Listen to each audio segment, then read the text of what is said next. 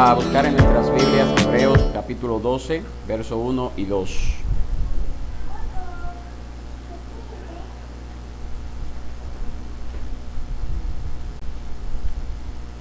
Hebreos capítulo 12, verso 1 y 2. El tema del sermón en esta noche: terminando el curso de la vida con gozo, continúa perseverando. Terminando el curso de la vida con gozo, continúa perseverando. Hebreos capítulo 12, verso 1 y 2 nos dice así la palabra del Señor: por tanto, puesto que tenemos en derredor nuestro tan gran nube de testigos, despojémonos también de todo peso y del pecado que tan fácilmente nos envuelve, y corramos con paciencia la carrera que tenemos por delante.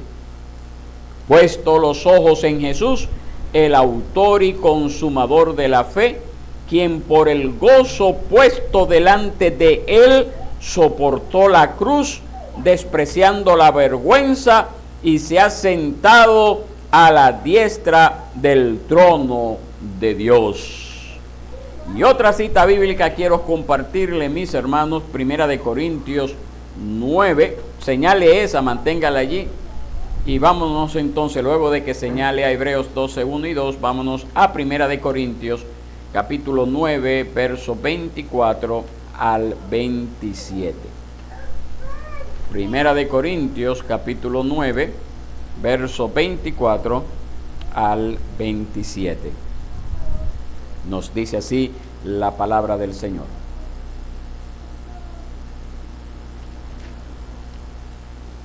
¿No saben que los que corren en el estadio, todos en verdad corren, pero solo uno obtiene el premio?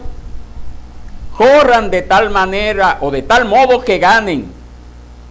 Y todo el que compite en los juegos se abstiene de todo. Ellos lo hacen para recibir una corona corruptible, pero nosotros una incorruptible. Por tanto, yo de esta manera corro, no como sin tener meta. De esta manera peleo, no como dando golpes al aire, sino que golpeo mi cuerpo y lo hago mi esclavo, no sea que habiendo predicado a otros, yo mismo sea descalificado. Primera de Corintios 9, 24 al 27. Dios bendiga su palabra.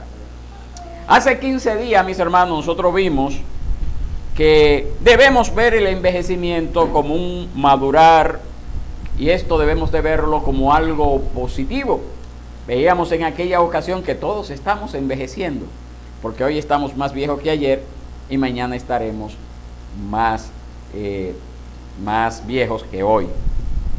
Dios promete crecimiento durante todo nuestro peregrinar aquí en la tierra. Y este crecimiento se ha dado desde el mismo momento de nuestra conversión.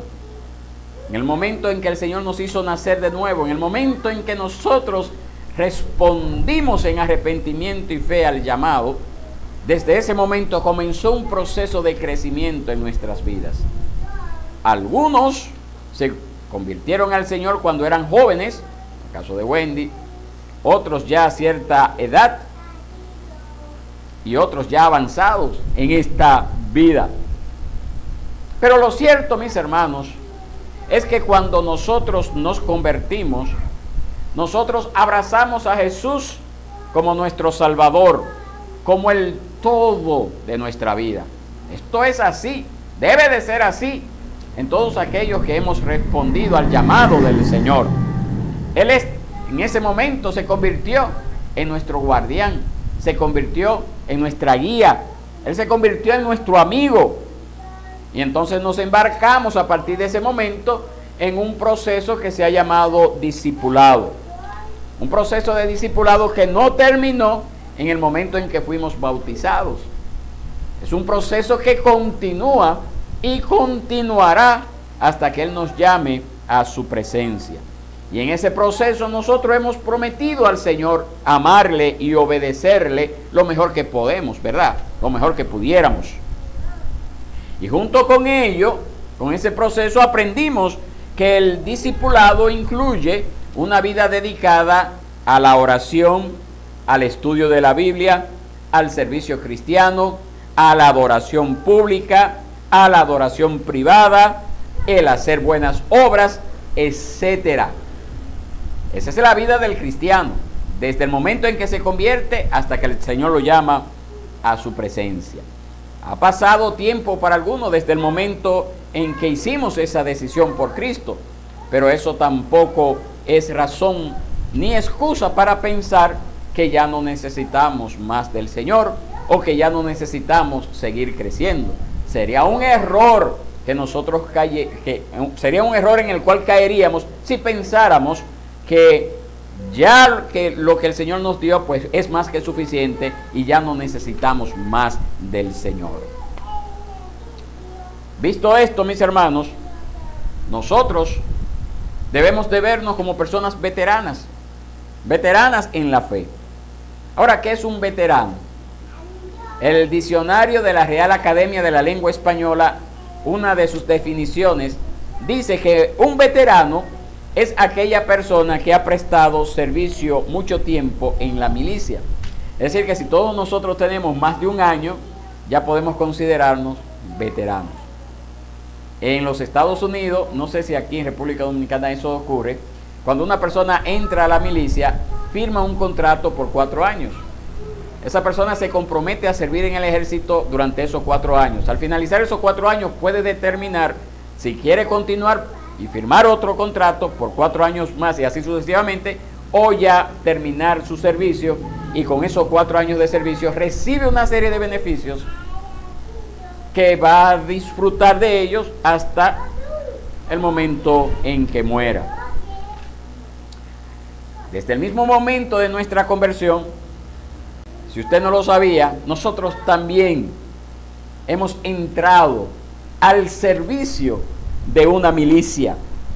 Nosotros, aunque no lo sepamos, o lo ignoramos, o tratamos de olvidarlo, nosotros estamos al servicio del estandarte de Jesús, quien es el capitán de nuestra salvación.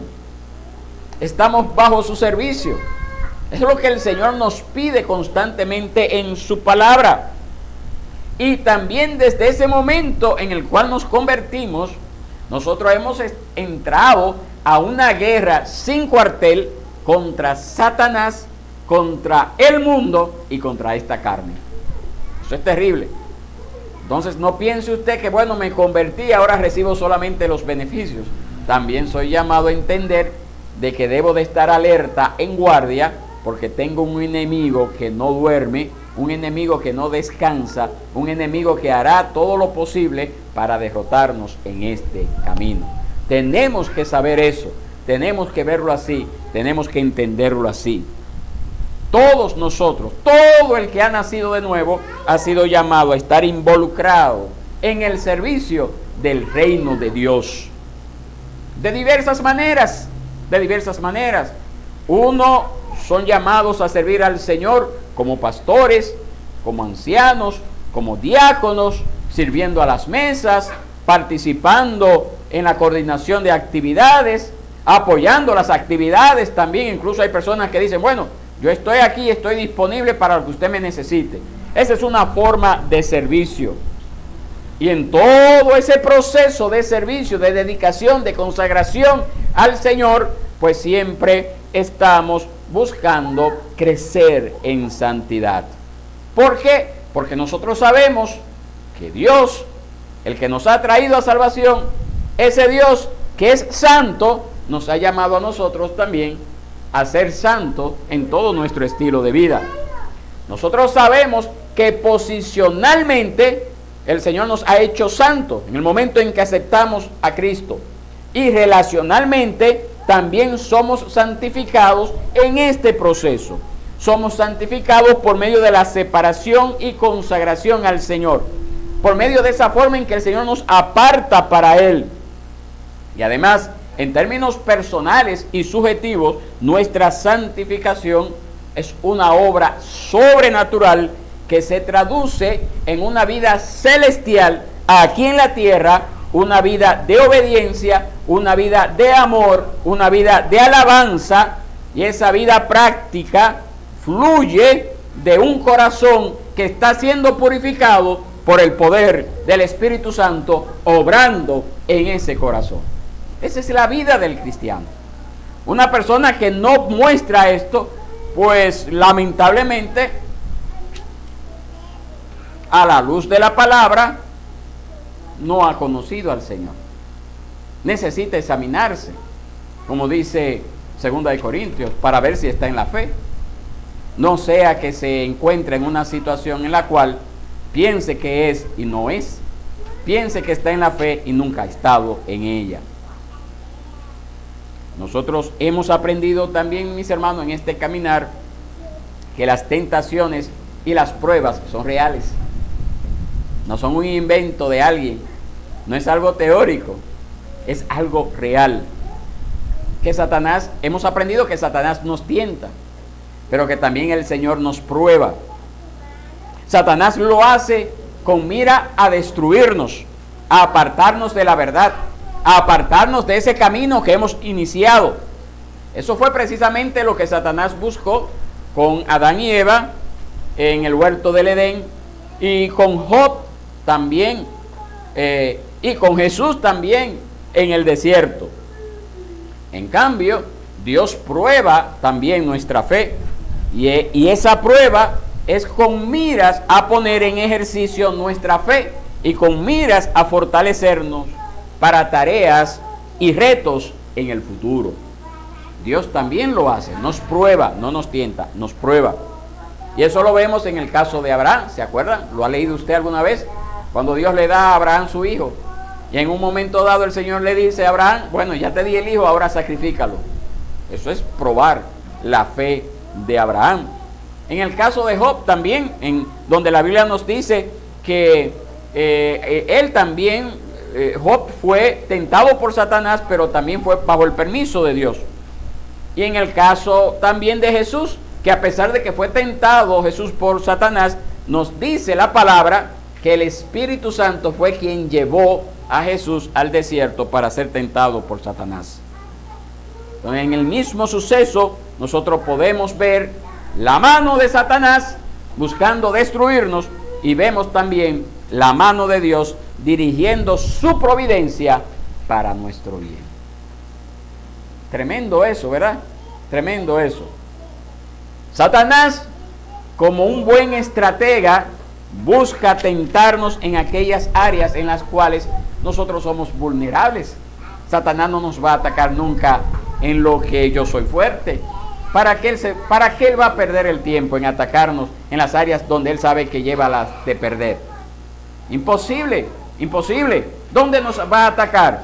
En las áreas donde él sabe que puede lograr alguna victoria sobre nuestras vidas. Por esa razón, nosotros debemos de estar siempre, constantemente en guardia. En guardia. Una de las estrategias que utiliza Satanás es hacernos pensar que todo está bien, que no necesitamos estar en guardia. Y se nos olvida que Él no está lejos de nosotros. ¿Qué nos dice la palabra? Vuestro adversario, el diablo, anda alrededor nuestro buscando a quien devorar. Y esta lucha y estos ataques no terminan sino hasta el momento en el cual somos llamados a partir de esta tierra. Allí sí terminaron ya las tentaciones, allí sí ya terminan todas las pruebas. Pero mientras estemos en esta tierra, vendrán las tentaciones, vendrán las pruebas a nuestras vidas, y nosotros debemos de estar siempre, siempre, siempre alerta, siempre alerta. Y una de esas tentaciones con la que debemos luchar, y que ya hemos mencionado anteriormente y quiero recalcar en esta ocasión, es la tentación del retiro en la vida cristiana, o el retiro de la vida cristiana.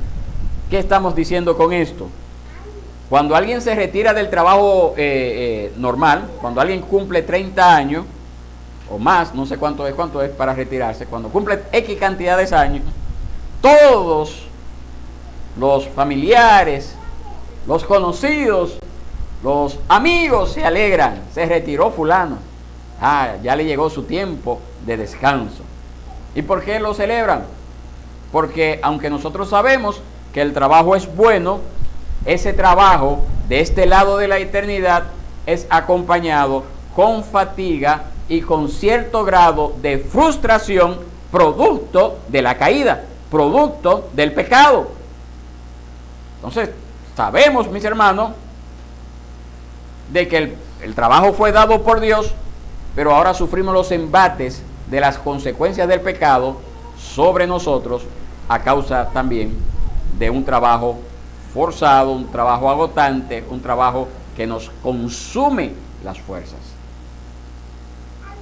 Entonces, por esa razón, cuando una persona se retira, pues es un motivo de celebración.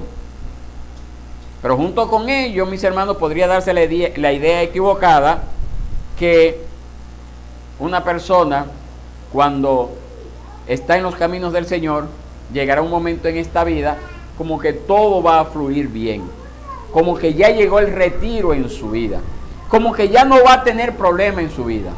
Permítame decirle, mis hermanos, que ese retiro, esa jubilación y esa pensión para nosotros como cristianos llegará solamente cuando partamos de esta tierra. Solamente en ese momento ya dejaremos de luchar. Solamente en ese momento ya dejaremos de batallar, dejaremos de pelear contra el mundo, contra Satanás, contra la carne. Entonces nosotros como cristianos también somos llamados a entender que cuando llega el momento de nuestra vida del descanso añorado en cuanto al trabajo, debemos saber que a pesar de que ha venido ese descanso del trabajo regular, nosotros como iglesia, nosotros como individuos y parte de ese cuerpo de Cristo, nunca tendremos descanso aquí en la tierra. Siempre habrá trabajo que hacer por la obra de Dios. Siempre habrá una responsabilidad nuestra de seguir luchando, de seguir batallando, de seguir avanzando en este caminar, mientras estemos en este cuerpo. Nunca habrá momento para decir, ya el Satanás me dejó tranquilo para siempre, o ya el mundo no me va a atacar, o ya las tentaciones no van a llegar a mi vida. Nunca habrá ese momento. Por eso somos llamados siempre a estar alerta. Por muy consagrados que estemos, acuérdense, mis hermanos, que Jesús fue tentado luego de 40 días de oración y ayuno. Que Job fue tentado cuando estaba en buenas con el Señor, si se podría decir así. Decir que mientras más nos consagremos al Señor, mucha más fuerte será la lucha que tendremos contra Satanás y contra el mundo. Entendamos eso. Es el deber de todo creyente durante toda su vida seguir aprendiendo, seguir creciendo en el conocimiento de Dios, seguir aprendiendo de las doctrinas de la palabra de Dios, aprender cómo estas doctrinas se van aplicando en nuestras vidas y cómo van moldeando nuestro corazón, nuestro carácter. Una iglesia saludable es una iglesia que constantemente está aprendiendo. Una iglesia donde constantemente el evangelio es enseñado. Una iglesia donde constantemente el evangelio es defendido, es vindicado contra las alternativas contrarias y corruptas que surgen constantemente, contra las filosofías que constantemente se levantan y que pueden hacer mella a su iglesia. Somos llamados a aprender a distinguir entre la enseñanza verdadera y la falsa. Somos llamados a aprender o a hacer diferencia de las conductas que expresan la verdad y aquellas que la oscurecen. Somos llamados a mantenernos constantemente estudiando la palabra. Constantemente somos llamados a ser catequizados sistemáticamente en la verdad, en la teología verdadera, en el estudio sistemático de la palabra de Dios, no es algo que se detiene en esta vida. Nadie puede decir, ya no necesito aprender más. Y otra cosa que yo debo de también comprender es que a pesar de que yo soy llamado a recibir enseñanza, siempre en mi vida habrá alguien a quien yo deba de liderar, a quien yo deba de enseñar. Porque también pensamos que solamente estamos para recibir y no para dar. Y ese también es otro error. Todos nosotros somos llamados en una medida u otra a enseñar a otros, en dar a conocer las verdades que hemos recibido, las verdades que se nos están dando a nosotros. Nosotros somos llamados a enseñarla a otros, a transmitirla a otros. Los pastores son líderes para enseñar y guiar a los miembros de la iglesia, pero ustedes también son llamados a liderar y enseñar eso que ustedes han aprendido a otros. Y ustedes deben de pedirle al Señor que le dé la gracia de encontrar esos discípulos a quienes ustedes puedan discipular, a quienes ustedes puedan enseñar. Nunca es excusa y nunca será válido que usted diga, no es que yo no tengo conocimiento, o es que yo soy torpe de lengua, o es que yo soy tartamudo, o que yo no me expreso bien, o que yo no soy inteligente para aprender. Nunca eso será excusa. Somos llamados a enseñar a otros. Somos llamados a liderar a otros como parte del cuerpo de Cristo. Siempre habrá alguien a quien podamos enseñarle lo que estamos aprendiendo. Siempre habrá alguien. Y ese es el llamado, mis hermanos, que nosotros encontramos en Mateo 28. Ir por todo el mundo y hacer discípulos de todas las naciones. No es una responsabilidad exclusiva para los apóstoles en su momento, para los que estaban reunidos en el aposento alto en su momento, para los que se reunieron con Jesús cuando lo vieron partir al cielo. No fue una responsabilidad para ellos. No es una responsabilidad para los que siguieron haciendo el trabajo que el Señor le había encomendado. Los que vinieron después de los apóstoles, no era responsabilidad de ellos, era una responsabilidad de todo creyente. Fue una responsabilidad y lo sigue siendo. Hay un tipo de liderazgo formal y hay un tipo de liderazgo informal.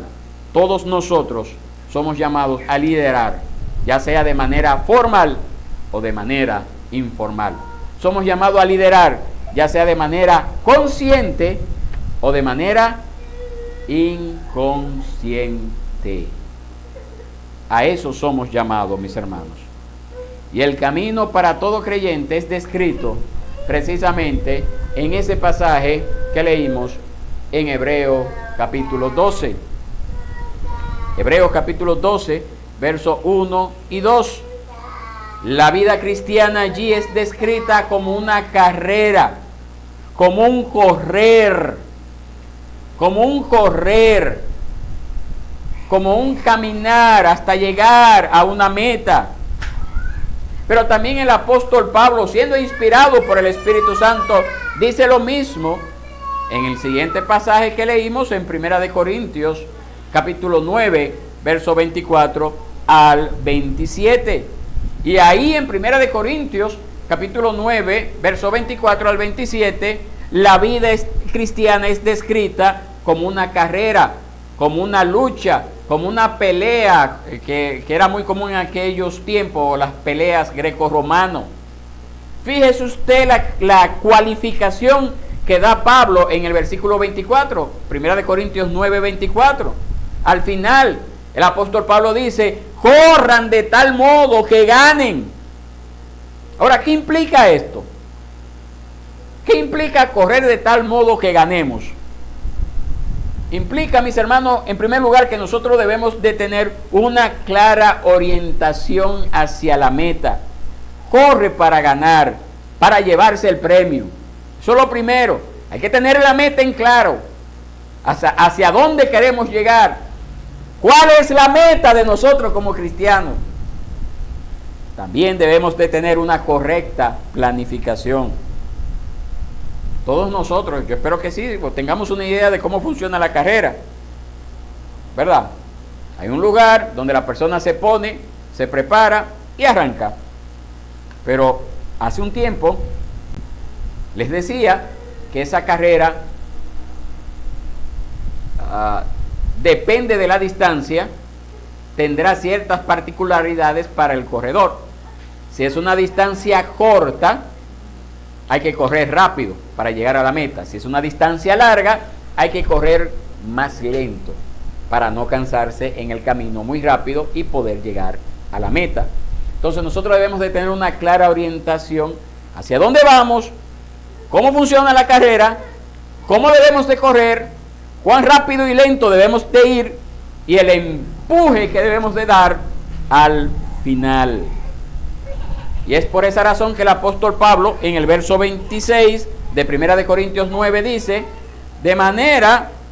yo de esta manera corro, no como sin tener meta, de esta manera peleo, no como dando golpes al aire.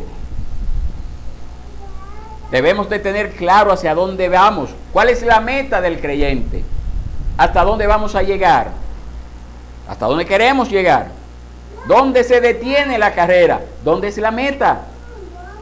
Y la meta, mis hermanos, es llegar al cielo, es partir de esta vida. ¿Qué tiempo nos toma esto? Ese es el problema. Ese es el problema, que yo no sé qué tiempo nos toma. A algunos les toma más tiempo llegar a la meta y a otros menos. Pero como yo no sé si esta meta está muy lejos para mí, entonces yo debo de correr planificadamente, con calma, sin prisa, pero con pasos firmes. Así, constantemente. Y como los días están contados por el Señor, y yo no sé, y el Señor no me lo ha dicho cuántos son mis días, entonces debo de seguir trabajando día a día, como una oportunidad que el Señor me brinda para prepararme para llegar a la meta. Y este día domingo que ya está finalizando, fue un buen día, un día glorioso. Pero mañana llegará otro día donde debo de seguir esforzándome para llegar a la meta. Y si el Señor me da otra semana más, será otra semana más de planificación, de organización, teniendo siempre la meta al final. Nosotros debemos de tener una plena resolución. ¿Qué es lo que dice el apóstol Pablo? Todo el que compite en los juegos se abstiene ¿de qué? ¿De qué se abstiene el que compite en los juegos? De todo. Eso es lo que dice el apóstol. Todo el que compite en los juegos se abstiene de todo. Todo es secundario ante el entrenamiento. Nosotros debemos de tener un supremo esfuerzo, correr con toda nuestra fuerza, como dice el apóstol. Corran de tal manera o de tal modo que ganen. Ese debe de ser nuestro anhelo, ¿verdad? Llegar a la meta, llegar victorioso, llegar a donde Dios quería que yo llegara. Pero obviamente, mis hermanos, esta no es la única imagen que nos enseña la Biblia sobre cómo debemos ver la vida cristiana. En términos teológicos, la vida cristiana es una vida de gratitud por la gracia recibida. Y de eso hemos visto en Romanos 12:1. ¿Cómo nos dice Romanos 12:1? Por tanto, hermanos, les ruego por las misericordias de Dios que presenten sus cuerpos como sacrificio vivo y santo, aceptable a Dios, que es el culto racional de ustedes. Es una vida de persistencia en la fe.